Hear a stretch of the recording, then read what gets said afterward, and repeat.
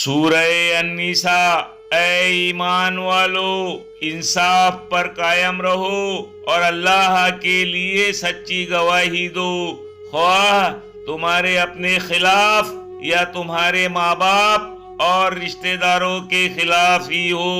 اگر کوئی امیر ہے یا فقیر تو اللہ ان دونوں کا زیادہ خیر خواہ ہے، پس تم خواہش نفس کے پیچھے چل کر عدل کو نہ چھوڑ دینا۔ اگر تم لگی لپٹی بات کہو گے یا سچائی سے پہلو تہی کرو گے، جان رکھو اللہ تمہارے سب کاموں سے واقف ہے۔